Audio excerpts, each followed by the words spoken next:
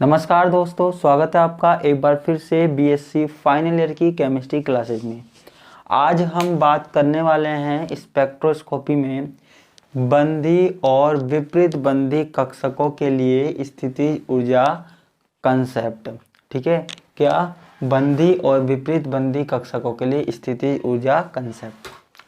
अब देखो, यहाँ पे मैंने आपको बताया था कि हमारे पास जब एटॉमिक ऑर्बिटल मिलते हैं तो वो एटॉमिक ऑर्बिटल मिलकर क्या बनाते हैं, परमाणु से क्या बनता है, अणु बनता है। तो ये हमारे पास क्या बनते हैं, आणविक कक्षक बनते हैं। पिछली क्लास में ही बताया था मैंने, है ना। ठीक है, तो देखो यहाँ पे जो ये कम ऊर्जा वाले कक्षक होते हैं ना, इनको हम क्या बोलते हैं, बॉन्डिंग मॉलिक्यूलर ऑर्बिटल बोलते हैं।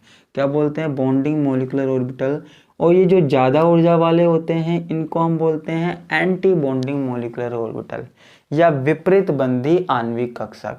ये कक्षक कौन से हुए, बंधी आणविक कक्षक, और ये कौन से हुए, विपरीत बंधी आणविक कक्षक, एंटी बॉन्डिंग मॉलिक्यूलर ऑर्बिटल। ठीक है, अब इन कक्षकों के लिए ही, इन ऑर्बिटल्स के लिए ही हमको क्या निकालनी है, स्थितिज ऊर्जा निकालनी है। ठीक है, तो ये कंसेप्ट क्या होता है वो हमको ज्ञात करना है। ठीक है, तो हम क्या करते हैं, एक ग्राफ बनाते हैं कुछ इस तरीके से। तो आप देखना, कुछ इस तरीके से ग्राफ बनाते हैं। यहाँ पर ध्यान से देखना, यहाँ पे मैंने क्या लिख दिया, पोटेंशियल एनर्जी यानी कि स्थितिज ऊर्जा। ठीक है, और यहाँ पे मैं लिख देता हूँ अंतरनाभिकीय दूरी। क्या, अंतरनाभिकीय दूरी। ठीक है, अब ध्यान से देखिएगा, हमारे पास ये क्या है, ये ऊर्जा, इलेक्ट्रॉनिक ऊर्जा स्तर है। क्या है, इलेक्ट्रॉनिक ऊर्जा स्तर है। ठीक है, अब देखो इलेक्ट्रॉनिक ऊर्जा स्तर है यानी कि जैसे ये है E0 या E0 और ये हमारे पास है E डैश। ठीक है, ये हमारे पास क्या है, E0 और ये हमारे पास क्या है, E डैश। ठीक है, जो इलेक्ट्रॉन होते हैं वो इस वाले स्तर से इस वाले स्तर में जा सकते हैं, इस वाले लेवल से इस वाले लेवल में जा सकते हैं। ठीक है, कैसे जा सकते हैं, ऊर्जा का अवशोषण करके जा सकते हैं। कैसे जा सकते हैं, ऊर्जा का अवशोषण करके जा सकते हैं। तो हम यहाँ पे लिख भी सकते हैं। ठीक है, जब इलेक्ट्रॉन बॉन्डिंग मॉलिक्यूलर ऑर्बिटल यानी कि नीचे वाले कक्षक से एंटी बॉन्डिंग मॉलिक्यूलर ऑर्बिटल में जाते हैं। ठीक है, में जाते हैं या संक्रमित होते हैं।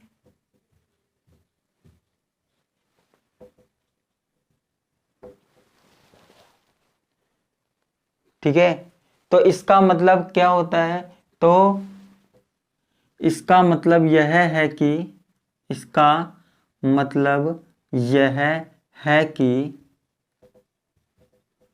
जो इलेक्ट्रॉन हैं वो कहाँ से कहाँ संक्रमित हो रहे हैं, वो E0 से E डैश ऊर्जा स्तर में जा रहे हैं। इसका मतलब यह है कि इलेक्ट्रॉन E0 से E डैश में जा रहे हैं।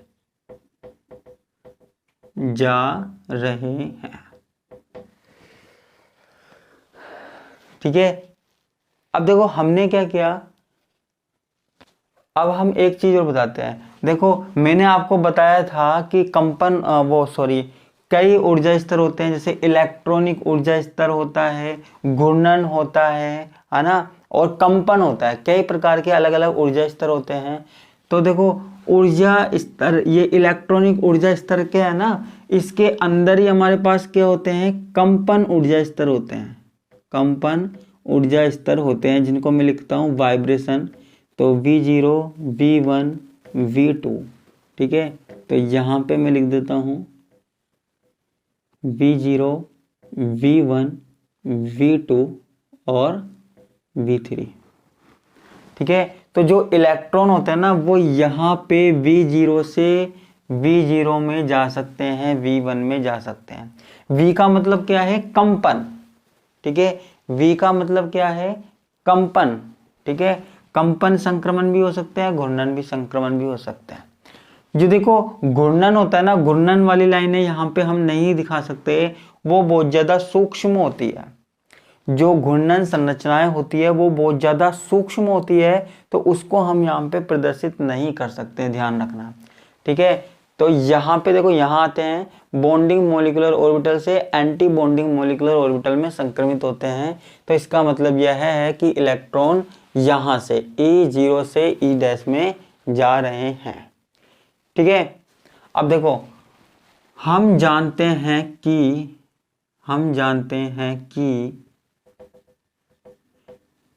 क्या जानते हैं, यही कि इलेक्ट्रॉनिक संक्रमण के साथ साथ कंपन और घूर्णन संक्रमण भी होते हैं। हम जानते हैं कि इलेक्ट्रॉनिक कंपन के साथ संक्रमण, इलेक्ट्रॉनिक संक्रमण के साथ साथ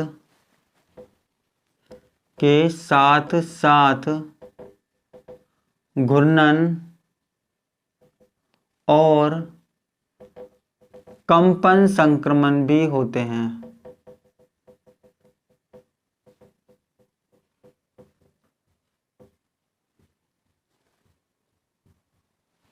ठीक है। इलेक्ट्रॉनिक संक्रमण के साथ साथ घूर्णन और कंपन संक्रमण भी होते हैं, है ना। घूर्णन संक्रमण जब रोटेशन होता है इलेक्ट्रॉनों का, और वाइब्रेशन जो मैंने आपको बताया था पहले ना, घूर्णन किसी इलेक्ट्रॉन का घूर्णन करना और इलेक्ट्रॉनों का कंपन करना, इस तरीके के संक्रमण भी हमारे पास होते हैं। शायद मैंने आपको पहले बताया था, पहले वाली पुरानी वीडियो में, ठीक है।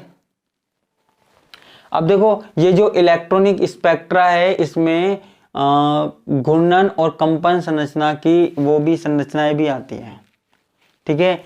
तो घूर्णन और कंपन संक्रमण भी होते हैं, जिससे इलेक्ट्रॉनिक स्पेक्ट्रा में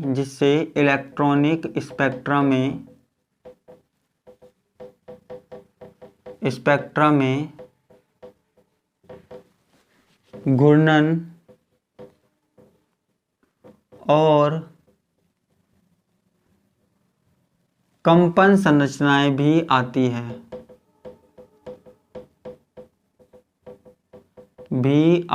हैं,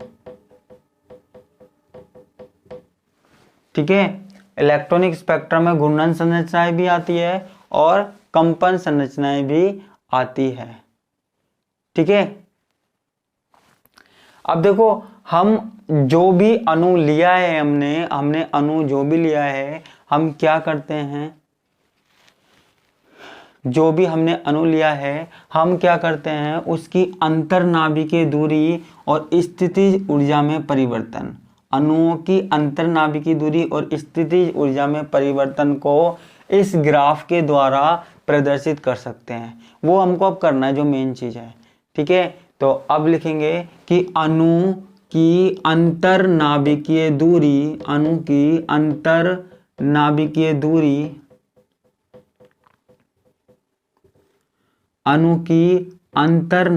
दूरी, देखो यहां मैंने अंतरनाभिकीय दूरी लिखी है इस वाले एक्सिस पे, ठीक है, के साथ साथ उसके बॉन्डिंग मोलिकुलर ऑर्बिटल और anti bonding molecular orbital, bonding molecular orbital नीचे वाले और एंटी बॉन्डिंग ऊपर वाले, जिसको हम स्टार से लिखते हैं, ठीक है। तो बॉन्डिंग मोलिकुलर ऑर्बिटल और एंटी बॉन्डिंग मोलिकुलर ऑर्बिटल की स्थितिज ऊर्जा के बारे में हमको पढ़ना है।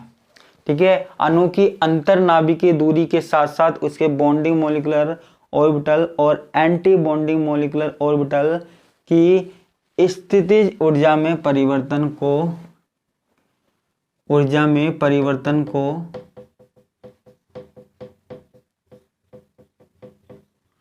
इस वक्र द्वारा प्रदर्शित करते हैं।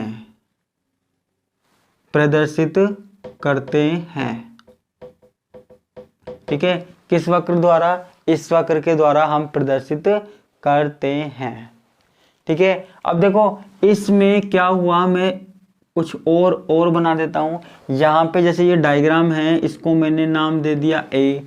ठीक है, अब देखो एक दूसरा डायग्राम और बनाता हूं, यहां पे जरा ध्यान से देखना। कुछ इस तरीके से है, यहां पे एक अणु है, यहां पे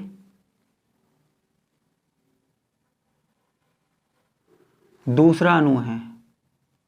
ठीक है, तो यहां पे V0, V1, V2 ऐसे स्तर हो सकते हैं।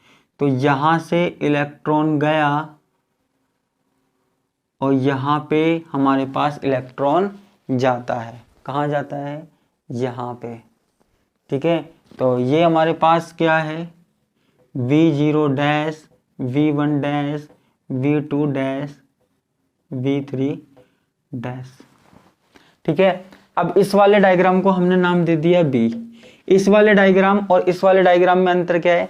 देखो यहाँ पे जो नाभिक की दूरी है देखो बिल्कुल समान है, और यहाँ पे जो नाभिक है थोड़ा सा इधर की तरफ खिसक गया। ठीक है, नाभिक जो है वो थोड़ा सा इधर की तरफ खिसक गया। अब एक डायग्राम और बनाते हैं, सी डायग्राम। सी डायग्राम में क्या होता है देखो,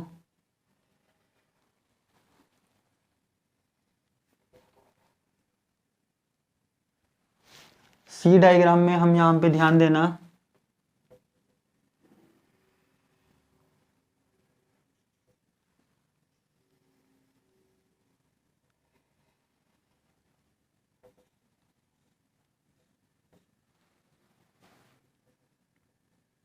वही V0 डैश, V1 डैश इस तरीके से दे सकते हैं, है ना। यहाँ पे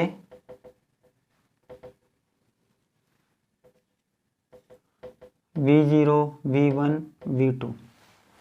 ठीक है, तो मैंने 3 डायग्राम बना दिए। अब मुझे इनकी व्याख्या करनी है, चित्र ए, बी और सी की व्याख्या करनी है। ठीक है, इनकी व्याख्या करनी है। देखो जो चित्र ए है उसमें जो उच्च ऊर्जा अवस्था है ये है, और चित्र बी है, चित्र ए में उच्च ऊर्जा अवस्था और निम्न ऊर्जा अवस्था क्या है? अवस्था समान अंतर नाभिकीय दूरी पर है, समान अंतर नाभिकीय दूरी पर है। मैं यहां पे लिख भी देता हूं, चित्र ए में उच्च ऊर्जा अवस्था व निम्न ऊर्जा अवस्था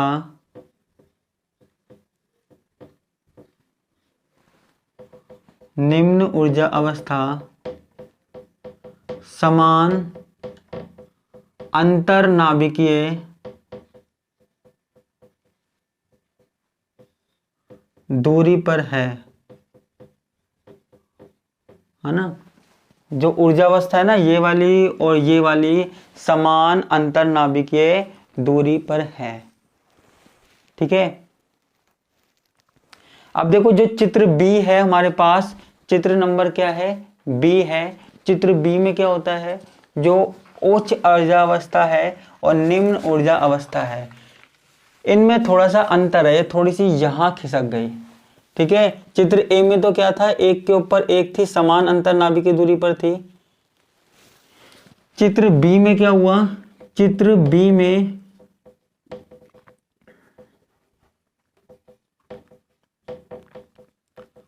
उच्च ऊर्जा अवस्था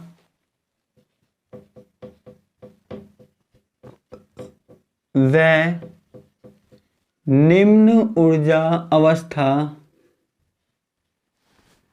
निम्न ऊर्जा अवस्था में या ऊर्जा अवस्था की अंतर्नाभिकीय दूरी अधिक है।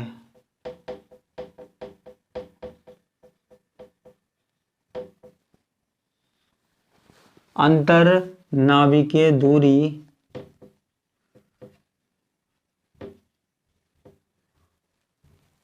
ठीक है, तो यहां पे आपको दिख भी रहा होगा, यहां पे अंतर्नाभिकीय दूरी क्या हो गई, अधिक हो गई, है ना। और अगर हम चित्र सी देखें, जो मुझे दिख रहा है ना वही मैं बता रहा हूं आपको, है ना। यहाँ पे अंतर्नाभिकीय दूरी देखो समान है, यहाँ पे थोड़ा सा आगे खिसक गया मैंने दिखा रखा है, और यहाँ पे बहुत ज्यादा आगे खिसक गया, ठीक है।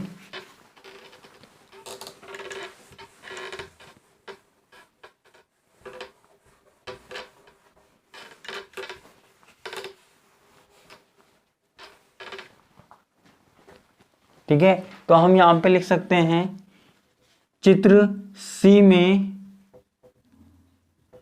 उच्च ऊर्जावस्था, देखो जो मैंने लिखा है ना, डायग्राम बनाया है उसके बारे में मैं लिख रहा हूं, तो ऐसी कोई बड़ी बात है नहीं, तो ध्यान से बस देखते रहिएगा।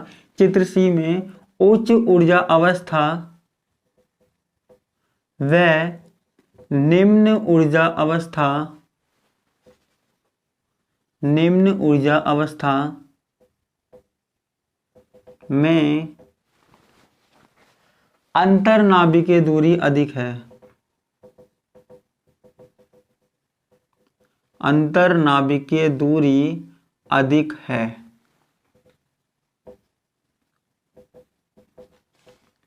ठीक है। आप देख सकते हो यहां पे अंतर्नाभिकीय दूरी क्या है, अधिक है, बहुत ज्यादा अधिक है। सबसे ज्यादा अधिक किस में है, इसी में है, अंतर्नाभिकीय दूरी बहुत अधिक है, ठीक है। ये जो हमने वक्र बनाया है ना, ये वक्र बनाए हैं, इन वक्र को हम क्या बोलते हैं, ये वक्र मोर्स स्थितिज ऊर्जा वक्र भी कहलाते हैं। ये वक्र मोर्स स्थितिज ऊर्जा वक्र भी कहलाते हैं,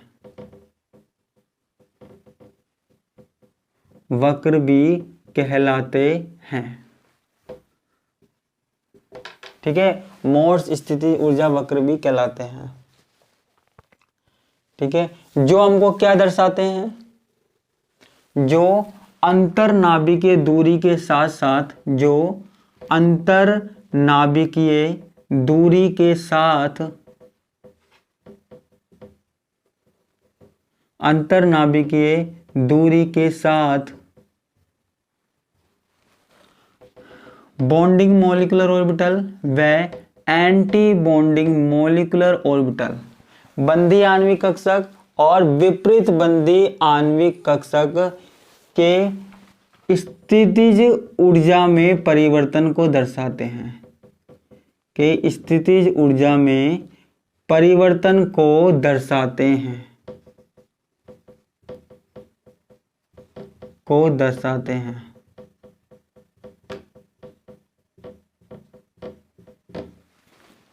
ठीक है। ये वक्र मोर्स स्थितिज ऊर्जा वक्र भी कहलाते हैं, जो अंतर्नाभिकीय दूरी के साथ साथ क्या दर्शाते हैं, बंधी आणविक कक्षक और विपरीत बंधी आणविक कक्षकों के स्थितिज ऊर्जा में परिवर्तन को दर्शाते हैं, ठीक है। अब देखो यहां पे चित्र ए में क्या है, उच्च ऊर्जावस्था और निम्न ऊर्जावस्था की अंतर्नाभिकीय दूरी बराबर है, ठीक है। अब देखो जो हमारे पास फ्रैंक एक नियम होता है, फ्रैंक कोडन नियम, ठीक है, वो अभी हम बाद में पढ़ेंगे। तो उसके अनुसार क्या होता है, देखो फ्रैंक कोडन नियम के अनुसार अगर जो इलेक्ट्रॉन है वो V0 से V0 डैश में जा रहा है, V0 से V0 डैश में जा रहा है, तो प्रबलतम तीव्र बैंड बनता है, ठीक है। फ्रैंक कोडन नियम के अनुसार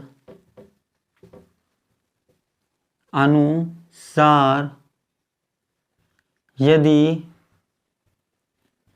इलेक्ट्रॉन, फ्रैंक कोडन नियम के अनुसार यदि इलेक्ट्रॉन निम्न ऊर्जा स्तर से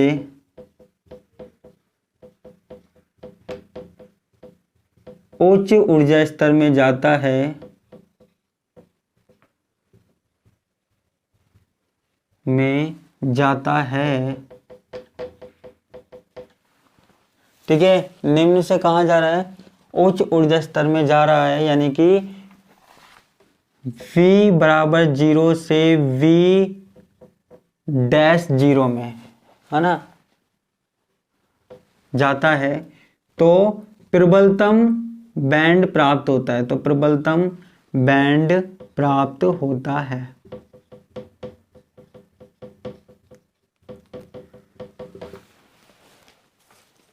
ठीक है, प्रबलतम तीव्र बैंड प्राप्त होता है। ठीक है, तो इसी तरीके से हम औरों की भी व्याख्या कर सकते हैं। यहाँ पे आप देख सकते हो, तो ये जो हमारे पास पूरा डायग्राम है, ये हमारे पास क्या कहलाता है, मोर्स स्थिति ऊर्जा वक्र कहलाता है। ठीक है, यहाँ पे प्रबलतम, यहाँ पे थोड़ा सा कम तीव्रता का बैंड प्राप्त होता है। ठीक है, ये बस इतना सा आपको बताना है कि जो चित्र ए है, यहाँ पे ये ऊर्जा स्तर और इस ऊर्जा स्तर में अंतर नाभिकीय दूरी बिल्कुल समान है।